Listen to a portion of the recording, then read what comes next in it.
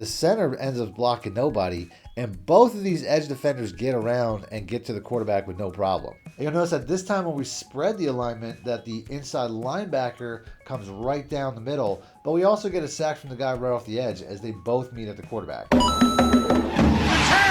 If you guys are looking for fast, cheap, reliable coins for your college football 25 team, check out my coin sponsors at MMOXP and use discount code MONEYSHOT for 5% off your order. Link in the description below. The champ is here! Welcome back, Money Team. This is Madden Money Shots, the minute of the college cheese as always. In today's video, I'm going to give you guys the top 3 blitzes to use in college football 25, whether you're playing against a live opponent, the computer, you name it. These are going to be the best blitz defenses to use. But before I do, as always, if you guys want to see more videos like this, please make sure to be a subscriber, hit the like button, let me know in the comment section. Now, I'm not sure if all the plays I'm going to show you guys are in the same defensive playbook, but I know that they're all in my custom defensive ebook, which is free to download if you guys want to check that out. I have the information for that pop up on screen right now. But if you guys need more help, more money plays, you can download this or any of my ebooks instantly simply by clicking links in the description or the top pinned comment. Now, the first play I'm just going to get out of the way is going to be the 3-3 double mug, and that's right, it's the mid blitz. This has been the blitz that has been giving people problems all year, but the setup I'm going to show you guys in a lot of these plays are all going to be pretty much universal setups.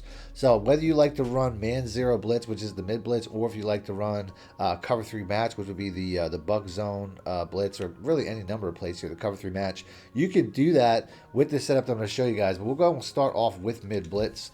On offense, we're just going to pick random. And this particular play, I already broke this down in a previous video. Pretty much every single blitz I'm going to show you guys, I probably broke down in a previous video. So at the end of the video, if you guys want to see more from the defense I'm showing you, I'll have that pop up on screen. But this particular play, it's super easy. There's really nothing you have to do here other than take whoever is using the running back and walk him down over the center until you get this little green check mark popping up above your head. There are different setups, and I'm just going to show this one. I might show a second one here in a minute. But this one here is so effective. As you can see, I mean, we got a play fake there on the first play, and both of the edge defenders just get around right away. And you can see, based off the fact that we're mugging this A-gap, that the center ends up blocking nobody, and both of these edge defenders get around and get to the quarterback with no problem. Now, everybody knows the mid blitz. That's something I'm sure we've all seen online, but not a lot of people know that you can do this stuff out of pretty much any coverage in formation. Because there's a lot of defenses that pretty much look the same way. So for me, the cover 3 match is probably my favorite. I'll show you guys that, but you can do this setup out of anything. The cover 2 invert, the cover 3 sky, any number of these plays, the Tampa 2, even the cover 1 hole if you don't want to use, although in that scenario, you pretty much would be just doing a cover 0 once again. But this is going to be pretty much a universal setup. So let's pick cover 3 match. On offense, we're just going to continue to go with random here. Now, this blitz here, you have a couple different options. It's a matching cover 3. So at the end of the day, I know that these outside cornerbacks are going to match the outside receivers. This seam flat's going to match the slot corner in front of him. The tight end is pretty much going to be this guy's responsibility, or closest responsibility. So I'm going to user this guy and then bring him over to the area where I would be using the tight end. All you really have to do for this universal setup is just blitz all linebackers and do the exact same thing where you bring this guy down over the gap to the point where that little check mark pops up, and then you're going to see how we're going to get the exact same pressure. And the tight end actually was blocking there, but we still had the ability to run the exact same defense from a zone coverage that I like rather than just a regular man coverage. As you can see, this time, like I said, we get a 6-man blocking scheme.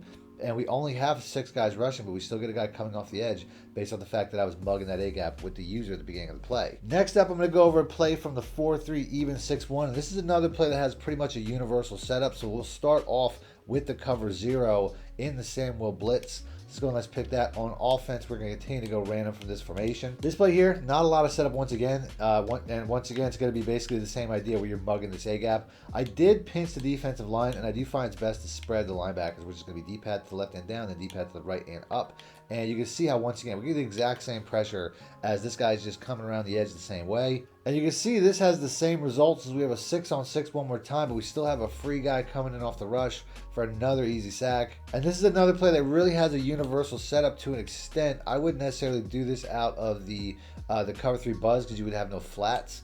But you could do this out of the Tampa 2. You could do this out of the Sam Blitz 3. And you could also do it out of the cover 4 quarters. Me personally, once again, I like cover 3 match. So we're going to go ahead, we're going to do that. And then we're going to go ahead, we're going to pick random one more time. So this is another play you can run it multiple ways.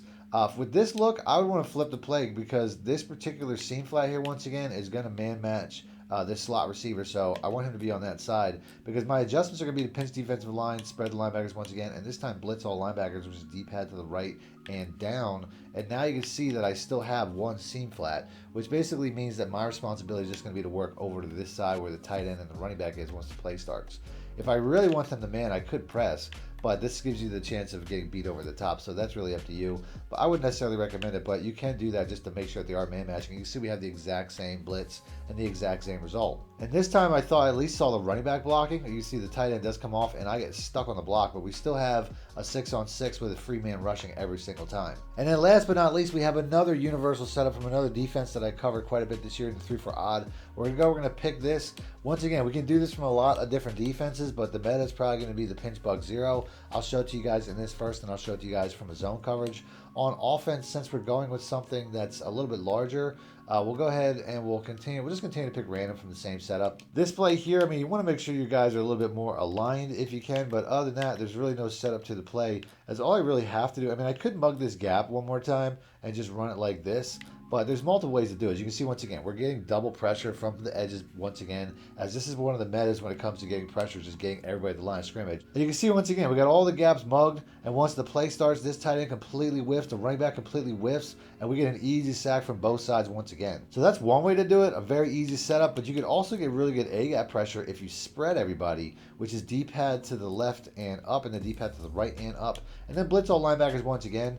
On this play, since I have I want that rush angle to be a little bit better, but I'm gonna guess that it's just a glitchy play art. On this play, if we want, we can mug the gap with the running back because he's on this side, because he's ultimately gonna have to cover, and then we can just drop back once the play starts, and we should get A-gap pressure, or at the very least we get edge pressure once again anyway. But the real setup would be to user this side, because I'm gonna try to get the linebacker that I was using on the last play is the one that I really want to come down the middle anyway. So if I come on this side, you'll notice that a lot of times he'll just come straight down the pipe. As you can see there, he does get the sack, and also the edge rusher gets the sack at the exact same time. And you'll notice that this time when we spread the alignment, that the inside linebacker comes right down the middle, but we also get a sack from the guy right off the edge as they both meet at the quarterback. And this is another play that has a universal setup, so let's go ahead and let's do this out of my personal favorite coverage once again, which would be the cover through match. We'll go ahead and we'll flip the play like we did the last time. Pick that, and then we'll continue to pick random. And this here, once again, we can do it either way. We can do it where we have to manually walk this guy in, but we can do it where we're blitzing for the A gap,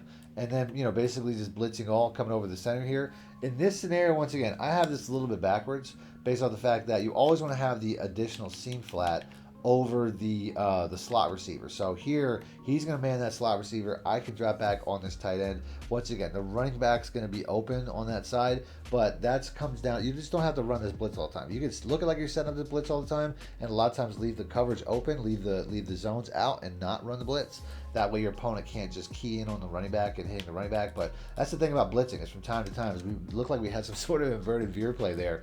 But you can see, once again, we had our guy coming off the edge. I don't think we actually had, I don't know how many guys are blocking there, but yeah, it looks like the tight end's blocking, the running back is probably blocking, because that almost looks, I see the receiver going on a pass play.